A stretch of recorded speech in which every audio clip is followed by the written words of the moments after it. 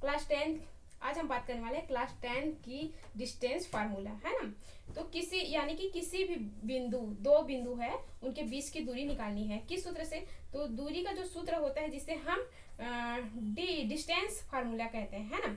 English में हम distance formula कहते हैं। और आपको जरूर ये करके जाना चाहिए, क्योंकि क्लास 10th में ये 2 नंबर के मार्क्स बढ़ाने के में आपके हेल्प करते हैं। बहुत ही इजी है। तो हमें डिस्टेंस फाइंड करनी है, इनके बीच की दूरी ज्ञात करनी है। यानी कि 15 सेंटीमीटर है इनके बीच की दूरी, या 16 किलोमीटर है, या 14 किलोमीटर है, या फिर कितनी है, 35 है, या फिर 40 है, कितनी है, ये हमें ज्ञात करनी है। तो इसके लिए एक फार्मूला बनी हुई है जिसको हम डी से डिनोट करते हैं, ठीक है।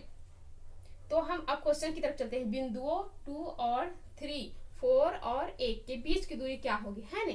तो हम मान लेते हैं एक दो बिंदु है हमारा, एक डायग्राम बना लेते हैं। दो बिंदु है ए और बी, ए और बी, ठीक है। तो इसके कुछ ना कुछ निर्देशांक होंगे। तो निर्देशांक क्या कौन सा है? ये हम ये बिंदु ए इसको मान लिए और बिंदु बी इसको मान लिया, है ना। इसके निर्देशांक कौन है? ए के 2 और 3 और बी के बी और 1 है। तो लिख लीजिए यहाँ पे 2 और 3, ठीक है, और बी के 4 और 1 है, ठीक है। तो हम जानते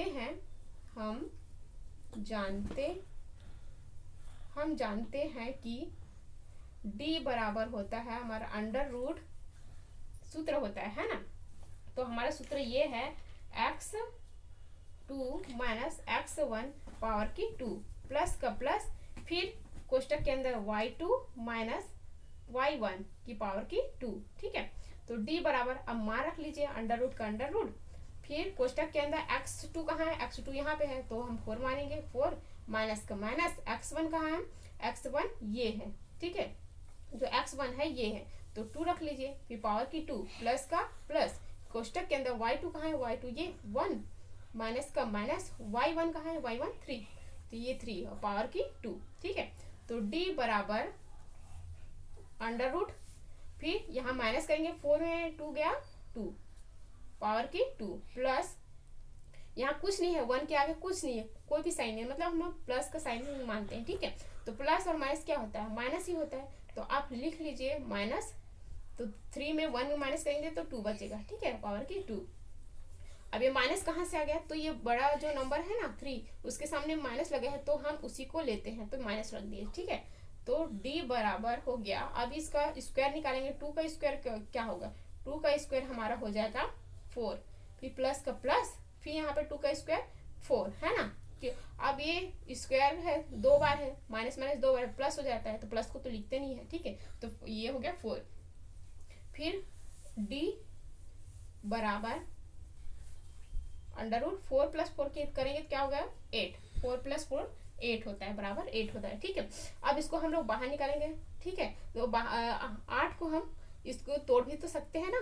तो 8 को हम लोग तोड़ेंगे, 2 दूनी 4, 2 एक का 2 दूनी 2 चौक 8, 2 दूनी 4, 2 दूनी 4, ठीक है, 2 एक का 2 है, यानी कि 2 चौक 8, 2 दूनी 4, 2 एक कम 2, कितने बार में टूट रहा है? 2 2 2, मतलब 3 बार में टूट रहा है। तो लिख लीजिए यहाँ पे d बराबर अंडर रूट 2 इंटू 2 इंटू 2, 3 बार आया ना, इसलिए 3 बार लिखेंगे। तो d बराबर हमारा, आप देखेंगे कि अंडर रूट के अंदर एक ही संख्या 2 बार आया है क्या? 2 बार आया है, तो ये देखो, है ना। तो इसको हम लोग एक ही बार लिखेंगे बाहर 2, और जो अकेले बच गया ना वो अंडर रूट के अंदर ही रूट आएगा, ठीक है।